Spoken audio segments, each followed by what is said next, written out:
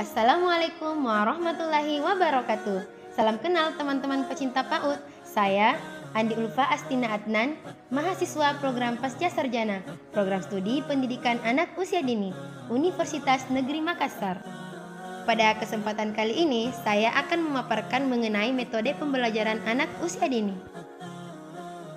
Teman-teman PAUD, sebagaimana yang telah diketahui bahwa pendidikan anak usia dini merupakan suatu upaya pembinaan yang ditujukan kepada anak sejak lahir sampai dengan 6 tahun, yang dilakukan melalui pemberian rangsangan pendidikan untuk membantu pertumbuhan dan perkembangan jasmani dan rohani anak, agar anak memiliki kesiapan dalam memasuki pendidikan lebih lanjut.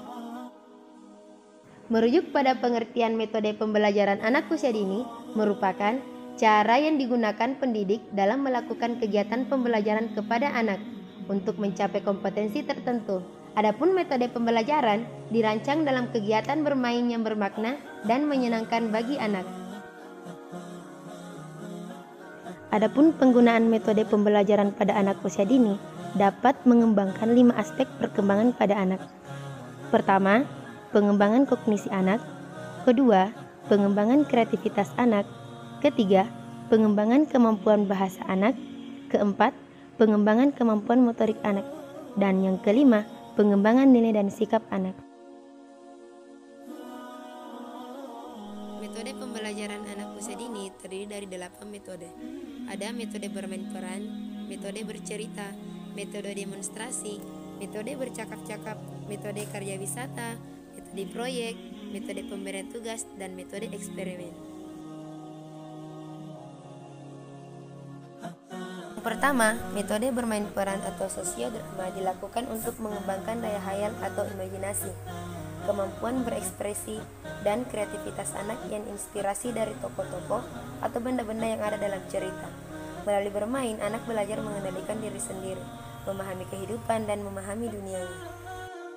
Metode bercerita merupakan salah satu pemberian pengalaman belajar bagi anak dengan membawakan cerita secara lisan. Bercerita juga menjadi media untuk menyampaikan nilai-nilai yang berlaku di masyarakat.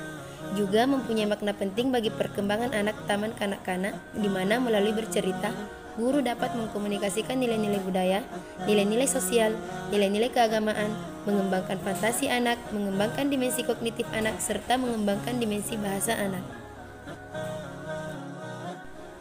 Selanjutnya, metode demonstrasi adalah metode pembelajaran di mana anak diajak untuk mendemonstrasikan sebuah aktivitas yang dapat memberikan pemahaman atas materi pembelajaran yang ingin disampaikan kepada anak.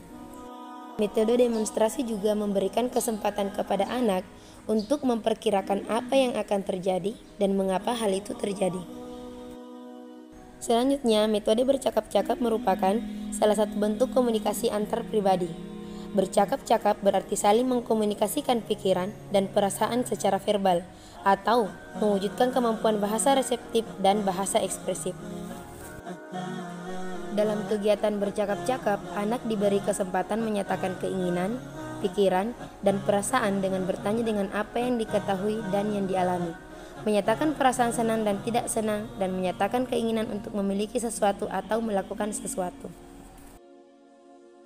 Kemudian, adapun metode karya wisata yang merupakan salah satu metode melaksanakan kegiatan pengajaran di TK dengan cara mengamati dunia sesuai dengan kenyataan yang ada secara langsung yang meliputi manusiawi, hewan, tumbuh-tumbuhan, dan benda-benda lainnya. Karya wisata juga berarti membawa anak ke objek-objek tertentu sebagai pengayaan, pengajaran, pemberian pengalaman belajar yang tidak mungkin diperoleh anak di dalam kelas dan juga memberi kesempatan anak untuk mengobservasi dan mengalami sendiri dari dekat. Adapun metode proyek merupakan salah satu cara pemberian pengalaman belajar dengan menghadapkan anak dengan persoalan sehari-hari yang harus dipecahkan secara berkelompok. Metode proyek juga dapat membangkitkan kegiatan mental yang dapat mendorong anak untuk menghilangkan ketegangan atau keadaan yang mengganggu dengan menggunakan cara-cara yang sudah dikuasai untuk diterapkan dalam situasi sekarang dalam menghilangkan ketegangan itu secara kreatif.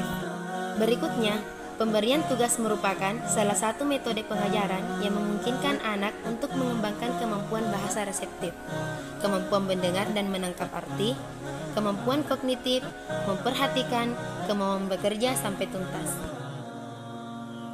Dengan pemberian tugas, anak dapat melaksanakan kegiatan secara nyata dan menyelesaikannya sampai tuntas. Pemberian tugas dilakukan oleh pendidik untuk memberi pengalaman yang nyata kepada anak, baik secara individu maupun secara berkelompok. Adapun metode yang terakhir, metode eksperimen, merupakan suatu cara penyajian materi pembelajaran di mana anak secara aktif mengalami dan membuktikan sendiri tentang apa yang dipelajari. Melalui metode ini, anak secara total dilibatkan dan melakukan sendiri, mengikuti suatu proses, mengikuti suatu objek, menganalisis, membuktikan dan menarik kesimpulan sendiri keadaan suatu objek, keadaan ataupun proses.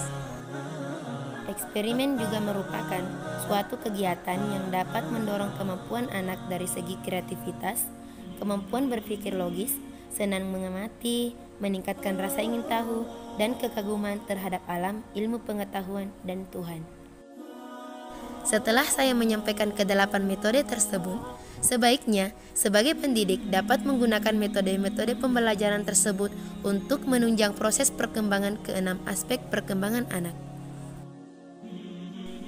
Syukron, jazakumullahu khair. Semoga dapat bermanfaat untuk kita semua. Assalamualaikum warahmatullahi wabarakatuh.